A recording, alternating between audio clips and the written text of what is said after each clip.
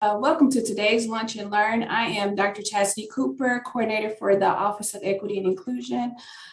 Today we have Dr. Shannon Williams. He is the Director of Faculty Staff Experience at Wake Forest University.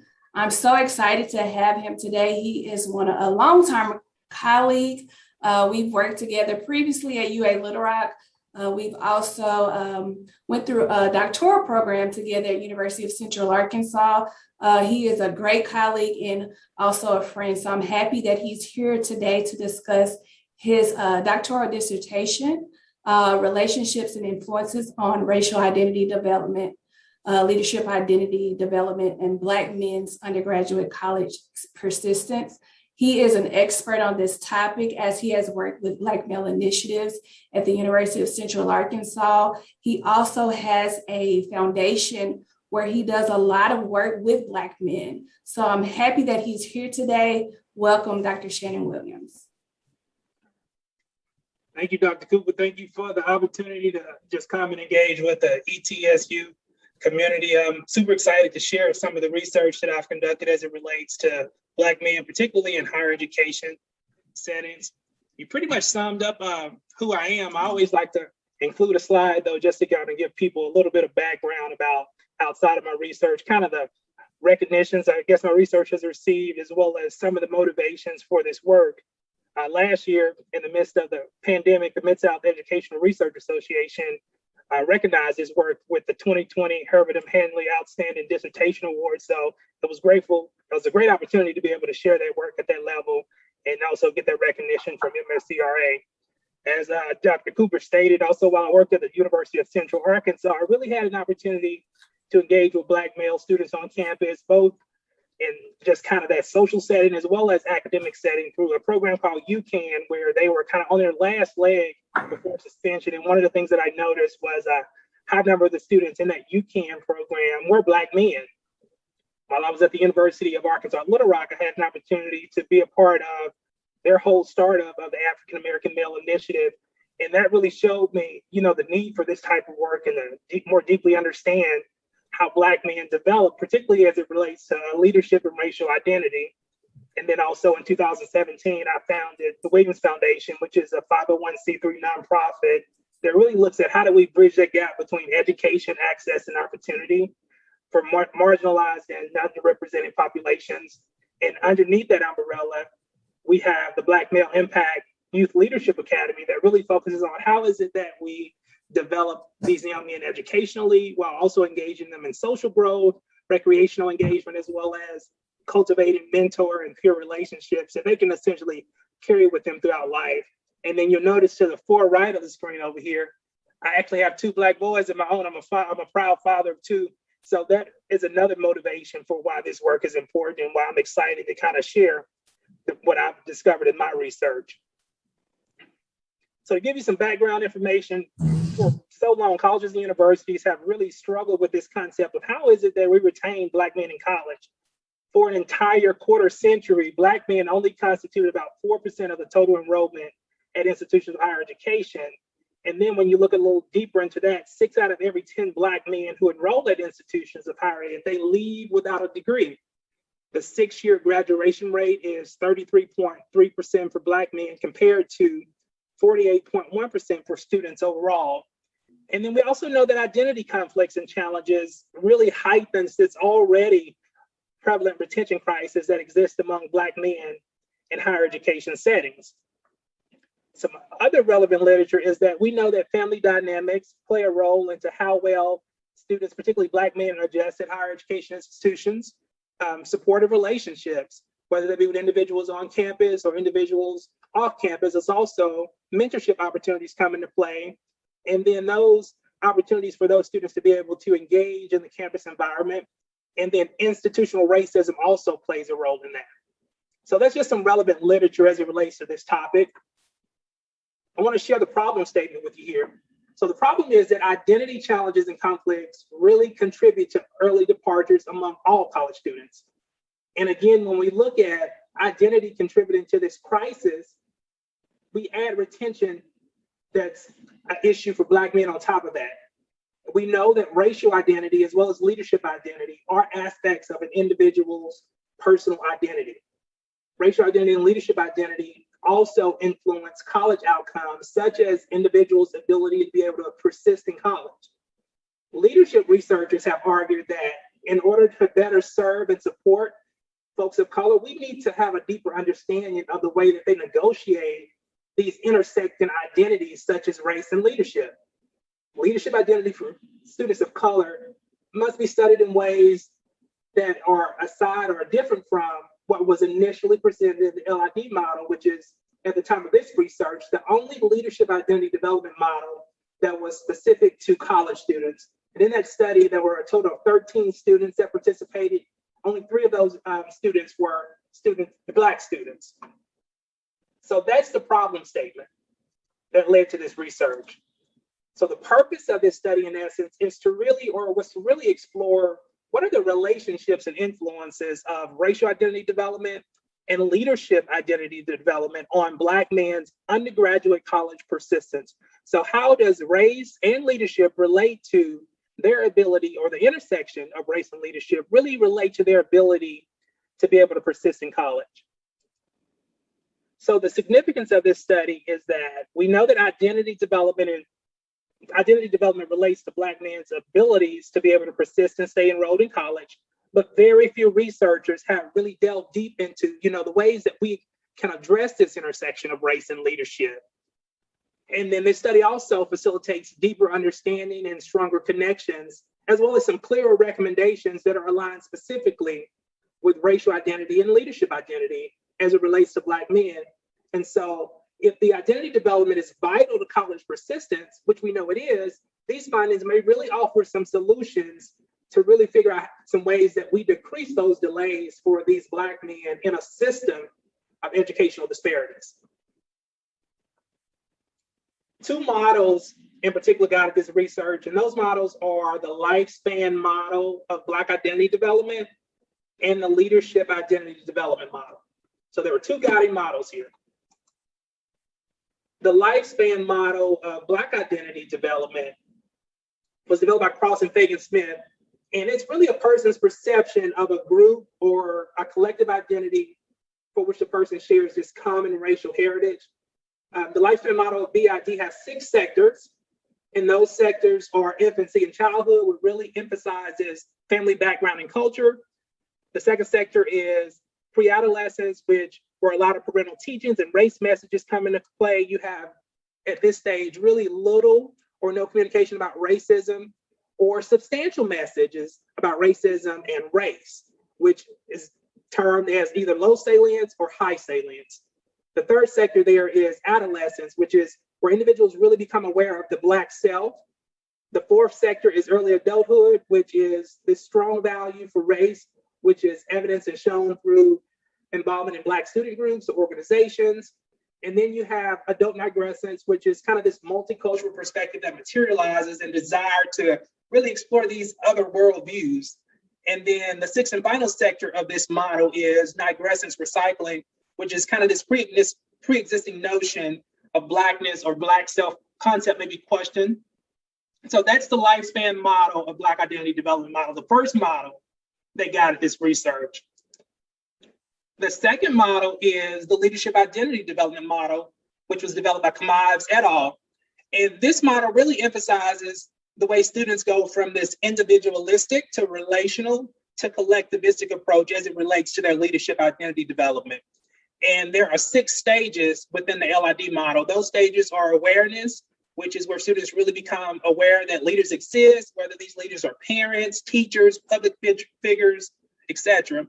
The second stage is the exploration and engagement stage. This is where when they recognize that they have these unique interests and they may become interested in various groups or clubs like student government or extracurricular activities.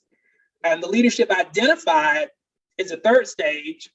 And this is when they associate leader with a position or a title and assumes that there is only one leader.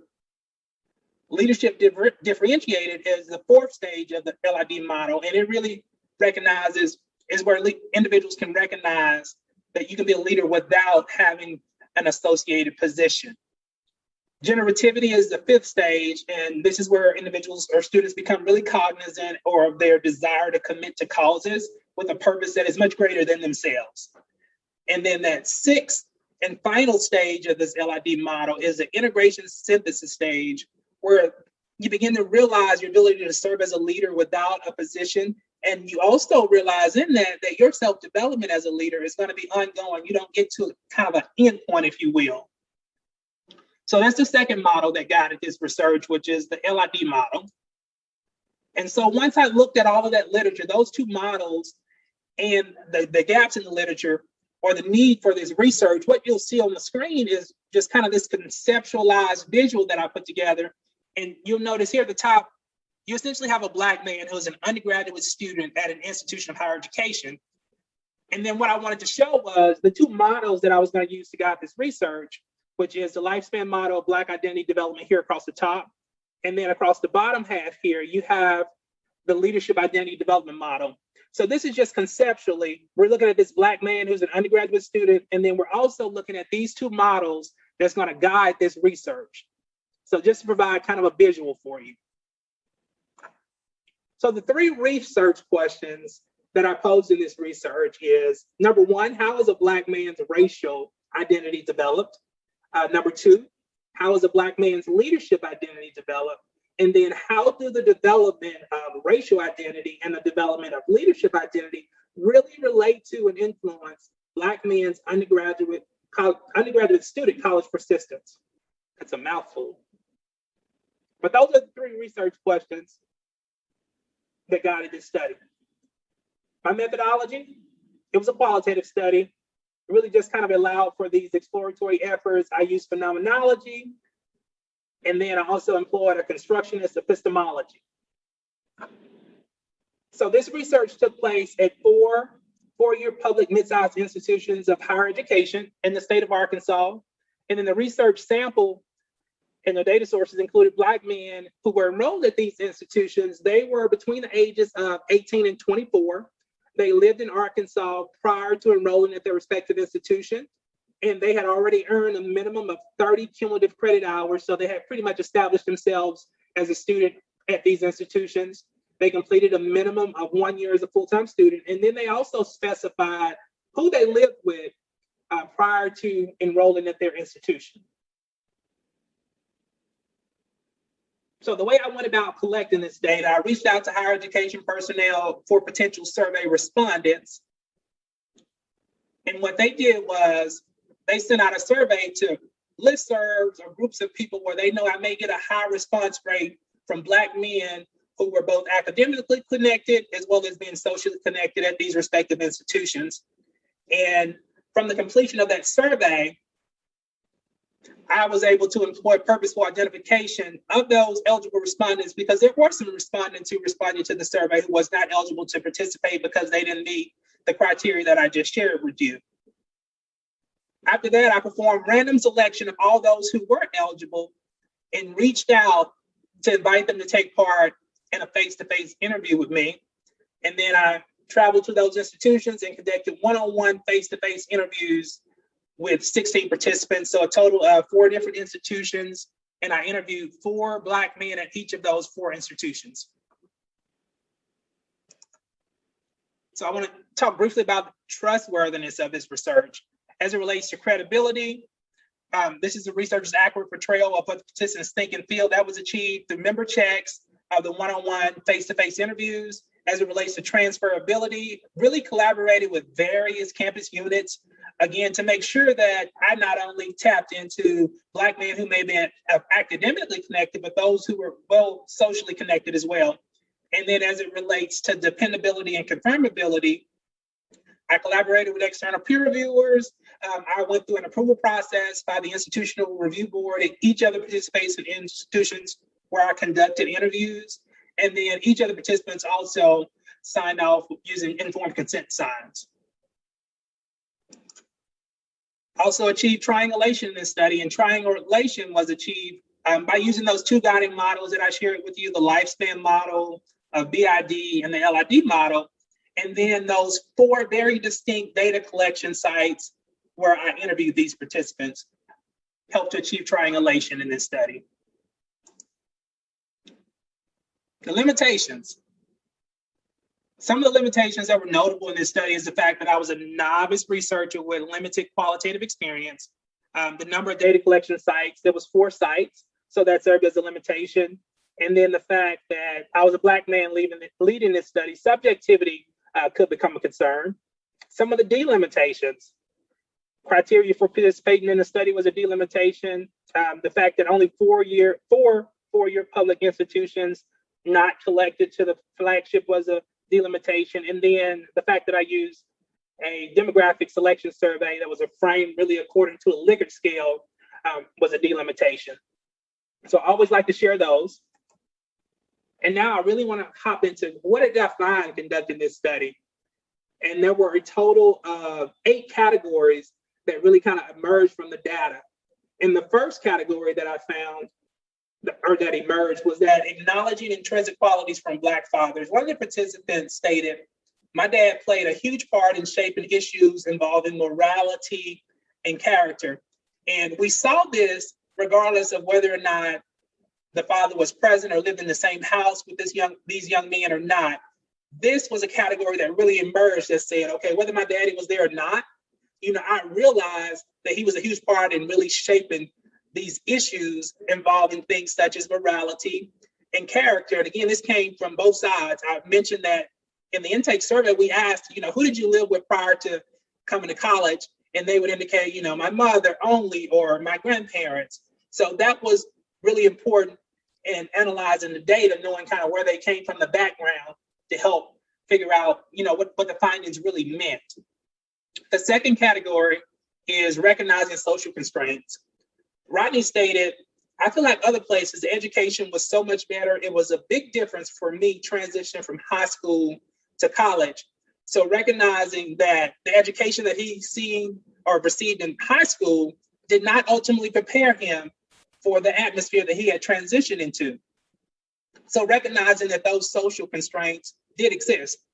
The third category that emerged was observing Black male role models and counterexamples. Rodney stated, when I see them representing Black men, it gives me motivation to just really keep going.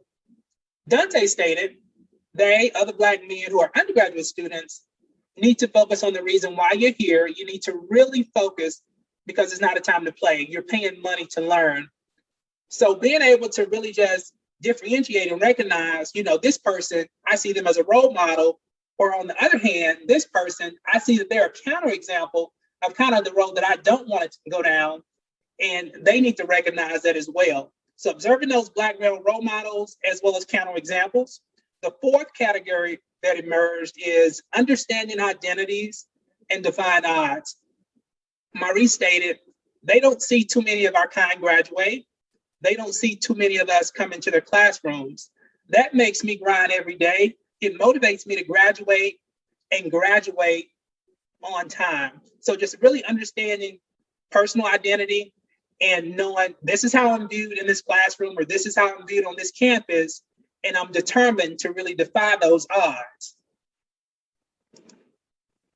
The fifth category is responding to racial biases. Malcolm stated, the majority of nations look down on Black people as a whole. I try to prove to people that Black people are focused and driven. So in this situation, Malcolm was recognizing the fact that he recognized how he's viewed as a Black male on this campus, and he has to make a conscious decision of how he's going to respond in those situations or environments. The next category I identified is the staying woke category. This has become a very common term that we hear a lot nowadays. And Tyrone stated, I actually came to terms with I'm Black. I didn't understand racism, racist, being prejudiced, being biased until I came to college. Once you educate yourself on that, you learn there's so much more to it. So it has made me become more quiet, more patient, more aware of really going on. So this whole concept of staying woke was something that came out among this group of Black men that I interviewed, the fact that they needed to stay consciously aware of race-related issues that was occurring around them both on a local and a national platform. The next category that emerged is negotiating differences between leadership positions and leaders who support Black men. Corey stated that department, diversity and inclusion, it impacts the African-American males the most, really making sure I'm involved on campus and making sure I'm doing well in classes. He, the founding and inaugural department dean, introduced me to wanting to better myself and wanting to start organizations on campus.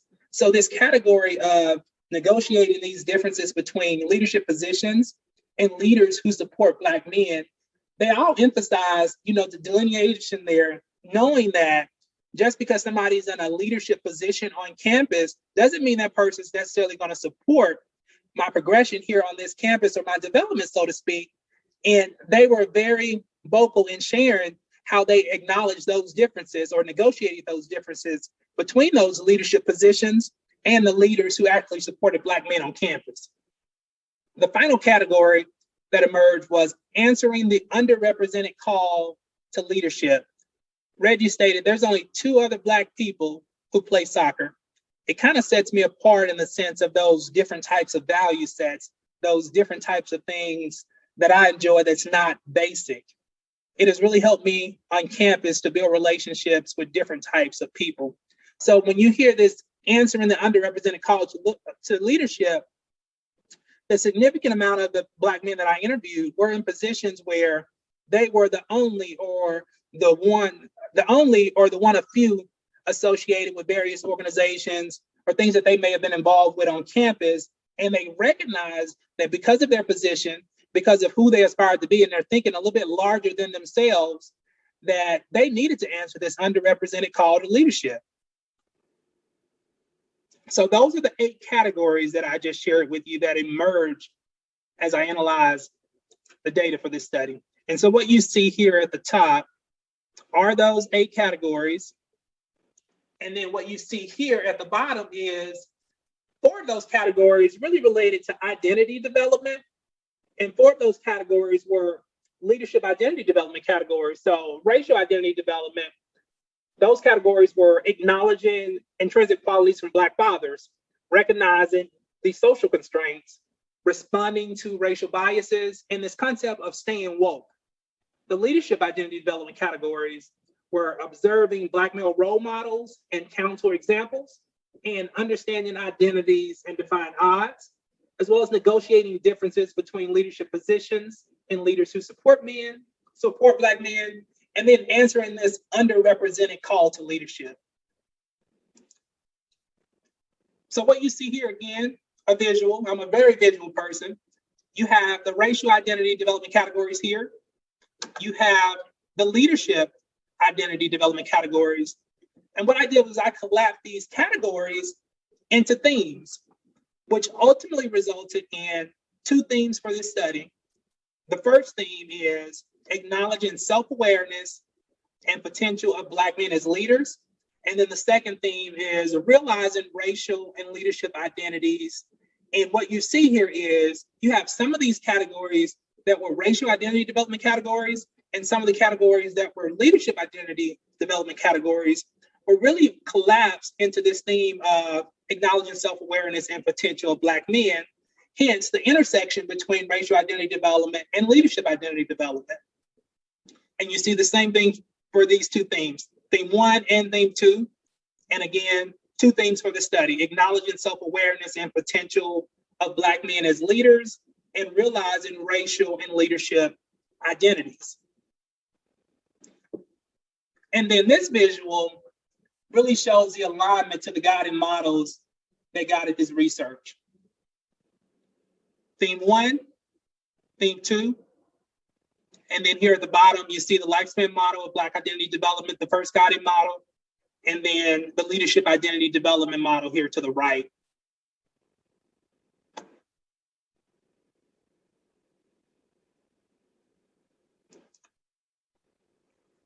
So clearly answering the research questions that I set out to answer at the forefront of this study. The first research question, how is a Black man's racial identity developed? Well, the answer to that research question was acknowledging intrinsic qualities from Black fathers, recognizing these social constraints that exist and surround me, observing Black role models and counterexamples, and just being able to really differentiate between those, and then understanding identities and defining odds. That's how a Black man's racial identity is developed. The second research question was, how is a Black man's leadership identity developed? And that was through responding to racial biases, staying woke, negotiating differences between leadership positions and leaders who support Black men, and answering the underrepresented call to leadership. The third research question, which really gets at the intersection of race and leadership, is how do the development of racial identity and leadership identity relate to and influence Black men's ability to persist in college? And that answer is by acknowledging self-awareness and potential of Black men as leaders, and by really realizing racial and leadership identities. Those are the answers to the three research questions that I set out to answer in the course of this research. So I want to take you back to that visual that I put together early on and that I showed you. So what you see here now is, at the focal point, you see a Black man who is an undergraduate student and persists at an institution of higher education, because all of the participants in this study were indeed persisting at institutions of higher education. You see the first guiding model, which is the lifespan model of Black identity development across the top. And then you see the leadership identity development model along the bottom here. And then what you see now added to this model, or this visual conceptual model, is the findings from this study. You see theme one, acknowledging self-awareness and potential of Black men as leaders. And then you see the connection to the sectors of the lifespan model where this was prevalent. You see theme two, realizing racial and leadership identities. And you see the sectors of the model where this was prevalent. And then you see the same thing here when you look at the leadership identity development model. You see the theme connected to the stages where this was prevalent for the Black men who participated in this study. And then on the outside of this model, what you notice is other factors that kind of influence or play a part in this. And this was supported by existing research, as well as also came up in the course of the interviews with these Black men. Parents also play a role and influence in this process, as well as extended or other family members, P-12 schools and their experiences there, institutions of higher education, as well as future research will ultimately influence this. So that's the conceptual model for this study. And that takes the guiding models as well as the findings and really just conceptually place everything so that it's easy to follow in terms of what was found or identified throughout the course of this study. So recommendations for practice. I pulled a few from the study to highlight, and those recommendations are for parents, families, P-12 schools, as well as institutions of higher education. So for parents, really recognizing that the early parental teachings are foundational in identity development, and also acknowledging that Black fathers play a huge role in identity development, whether those Black fathers are present or not. Recommendations for families.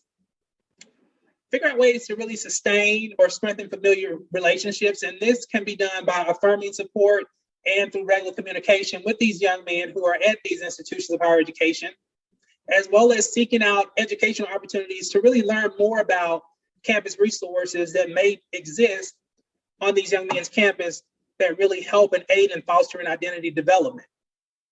Recommendations for P-12 schools. Strengthen or create curriculum that deeply explores Black history. You saw in some of the experts that I shared with you that the Black men talked about how it was a huge difference, a transition from high school to college, and not really knowing about certain racial aspects or things related to race and the history of that until they actually got to college. So that's one of the recommendations for P-12 schools, is to strengthen or create curriculum that more deeply explores Black history.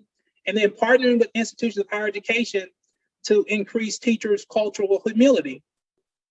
The recommendations for institutions of higher education is create or strengthen spaces, programs, and services that support identity development. This can be through student organizations and also through very meaningful dialogue with these Black men trying to really figure out, what is it, where they feel they are and where they aspire to go, and just get a deeper understanding of ways to support them.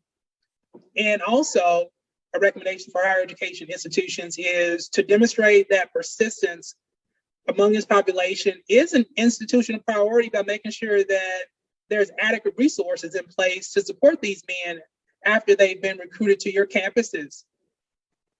One of the experts that I shared, you will see where they talked about the Diversity and Inclusion Office being the primary source of support in helping their development and persistence at that institution. And I don't think the expert shared it, but one of the things that several of those young men from different institutions talked about was how the diversity and inclusion areas on campus, even though they were primary in supporting their identity development and persistence, that a lot of times those offices had like maybe one full-time staff person and graduate students who were kind of leading those initiatives. So demonstrate that persistence is an institutional priority by making sure that the areas that are supporting their development have those adequate resources. Recommendations for future research. And this is broken down into two areas: additional institutions and types, maybe increasing the number of public institutions that collect data from, including two-year institutions, or looking at those, maybe examining private institutions, as well as historically Black colleges and universities, because the 4 institutions where our young men were interviewed were all predominantly white institutions. And then exploring from different perspectives. This was from the perspective of young men. Maybe explore from the perspective of parents and other family members who we also know play a role in the identity development among Black men. So those are the references. I talk really fast, so I know I went through all of that pretty quickly, but I'm happy to answer any questions that you may have, hear any comments. Hi, Shannon. I'm Keith Johnson, Vice President for Equity and Inclusion. I think you did a wonderful job with your presentation. Learned a lot of good information there. One question that I have, I'm not sure what schools you actually went to interview these students, but were there any did you interview anyone from HBCUs? And if so, was there, do you have any comparison data to see in terms of perception of those from an HBCU versus those from PWIs? Dr. Johnson, that's a great question. So in the course of my research, I did not interview anyone from an HBCU. And some of my early literature review work, what I saw was that when we talk about identity development and Black men persistent in higher education, we were seeing, according to the research, there are lower persistence rates at predominantly white institutions. So there I saw an opportunity to really add to this gap in literature, because based on what I was reviewing, historically Black colleges and universities were doing a better job at helping these young men to persist than some of our PWIs, particularly in the state of Arkansas. So that's why I kind of lean more into the PWI atmosphere for the focal point of this research. Okay, well, thank you. That's good to know.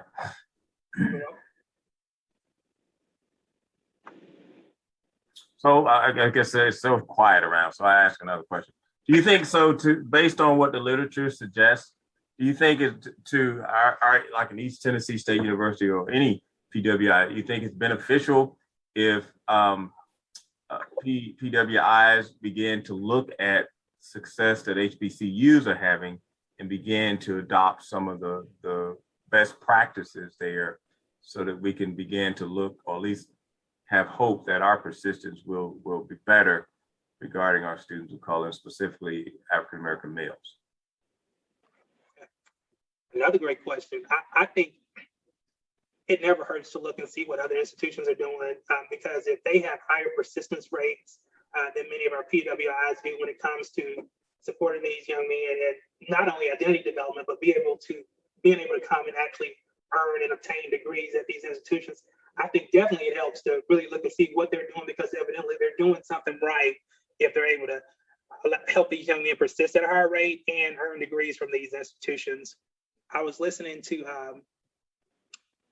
can't think of his name. He's the author of Blink. Oh yeah, I know what you're talking about. But he recently did some research, some work around an HBCU in New Orleans.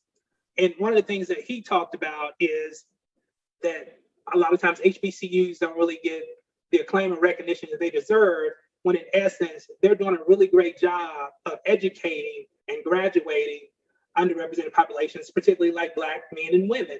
So what is it that these HBCUs are doing that your PWIs may be missing that could possibly be beneficial in making sure that as PWIs, when you go out and recruit these folks, that you have the adequate resources and the processes in place to be able to support their persistence and ultimate graduation. So if they're getting it right, and we're seeing higher persistence at HBCUs and higher graduation rates among Black men in particular, yes, let's look and see what is it that they're doing and see if there's anything that we could potentially apply at some of our PWIs. I think that author was Malcolm Gladwell, I think, if I'm not mistaken. That's his name. And again, I don't want to dominate all the questions, but you went so fast, it gives us a little bit more time.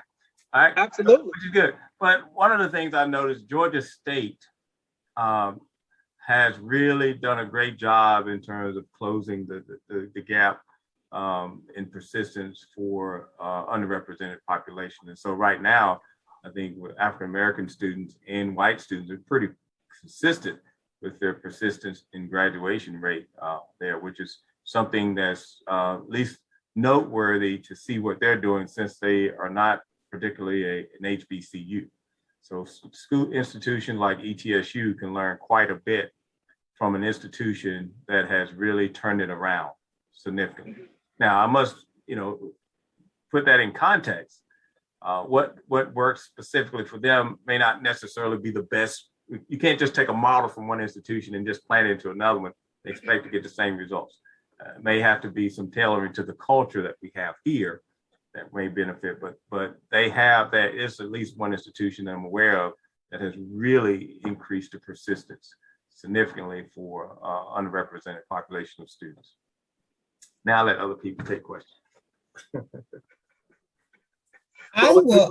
I have a question. My name is Saron Foster, and I'm an assistant professor in the Department of Biology. And to add to Dr. Johnson's question about these models at other institutions, and then, of course, trying to adopt them at your institution, if you could speak a little bit more in terms of the community engagement, because, although most, the students are living on campus, they are out oftentimes about in the community. And that also plays an impact as well of how they adjust and acclimate to their campus environment as well, particularly a school as ETSU, since, you cross the street and we're right here, versus some other campus where it's very isolated and secluded in your own campus all the time. So if you could speak to the community piece a little bit more, and perhaps how we could tap into that more to help with the persistence at the university.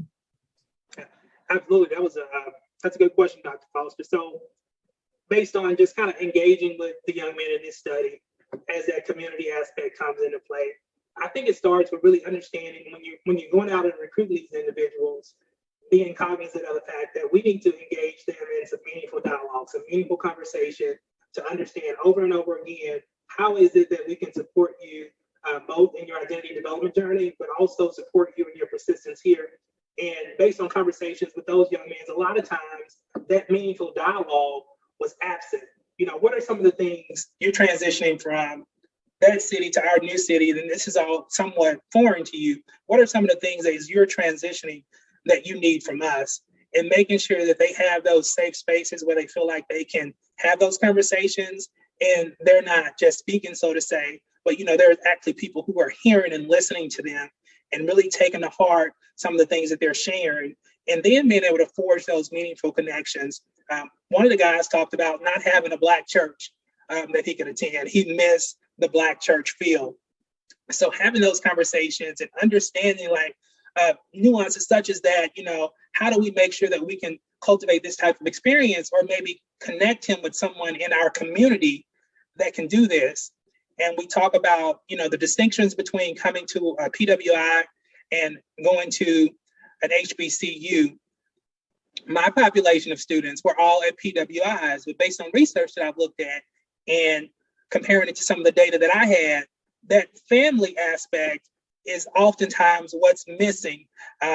Things like being able to pick up the phone and call the president of your institution and getting a phone call back, or calling the dean of your college, just knowing that you can do that. And a lot of times at PWIs, that aspect may be missing, where they don't really feel like they're connected. They don't have that family aspect, if you will, where they know somebody's going to be looking out for them. Why weren't you in class today? It's just kind of those small things. And I think that's one of the reasons, I know that's based on the research, that's why HBCUs have seen a little bit more success when it comes to helping these young men to persist and have higher graduation rates. Did that answer your question? Yes, thank you. Particularly about the churches. I was thinking about like barbershops. I remember reading a study and knowing someone out in West Virginia in a rural area and had African-American students, and there were no barbershops for the males. And so they worked on having people come to campus, and that was something that worked for them. So yes, that was really great. So thank you. Yeah. Thank you for the question. I think Teresa, you have your hand up. Yeah. I'm a little unsure how to phrase exactly what my question is. It sounds a little bit like you're defining the kind of leadership and identity you're interested in as the kind that ends up with the person persisting and getting the degree.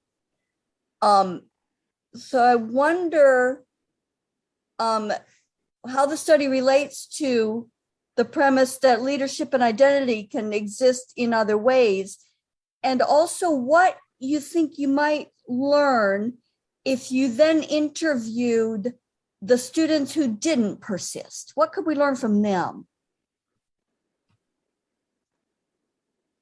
So there was a two-pronged question. The second part, what could we learn from the students who did not persist? I'll start there since I heard that last.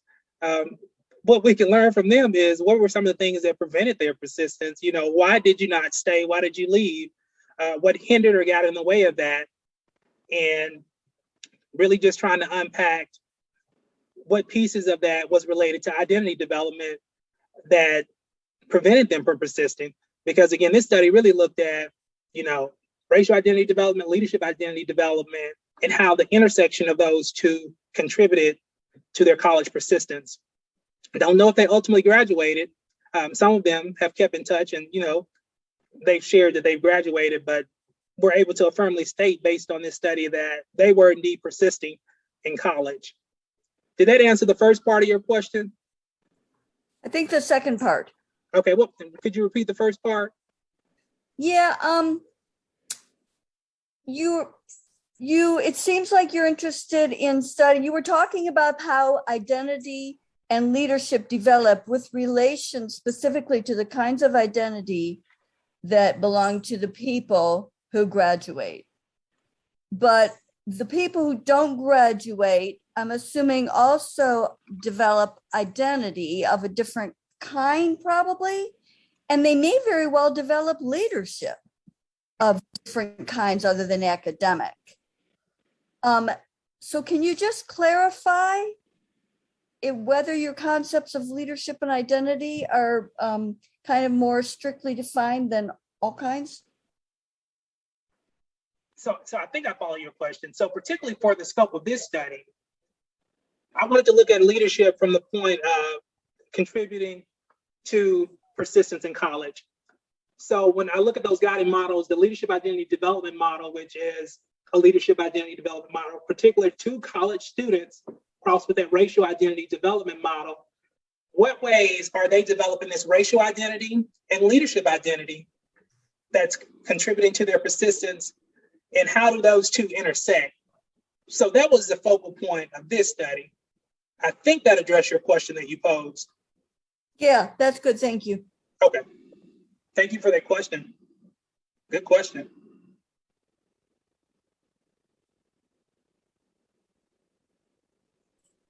Dr. Williams, thank you so much for being here with us today. I just have want to get your perspective. You are a Black male who have graduated on into get your PhD degree. What are some practical steps or recommendations do you have for us just to help support Black males on campus? Practical recommendations, I cannot stress enough, engage in meaningful dialogue, actually listen to them in meaningful ways. And when I talk about meaningful ways, not just kind of a one-time thing, we want to hear what you have to say, because based on my research and personal experiences, a lot of times it takes a little time to be able to develop and establish rapport with these young men, especially when they're coming into foreign environments, so to speak, where they don't see too many people that look like them. So being able to establish and put into place opportunities to engage in meaningful dialogue with them, figure out what their unique needs are and how they can be supported on campus. I also think it's important to make sure that they know that there are people there who look like them, while not overwhelming the few people who may look like them. So figuring out that good balance, because a lot of times when you do have those small things like, I want to go to a Black church, or as a Black man, I need to get my hair cut, who can give me advice on where I can get these things done?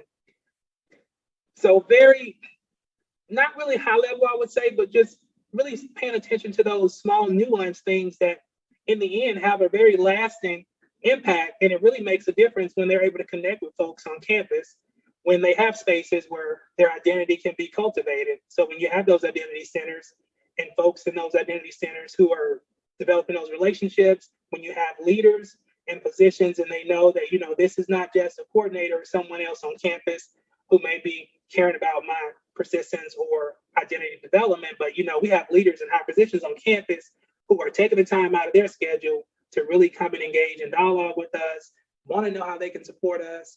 I think those type of things really make a huge impact, both from my professional experience, personal experience when I was in college, as well as shared in the interviews for the young men that I had an opportunity to engage with.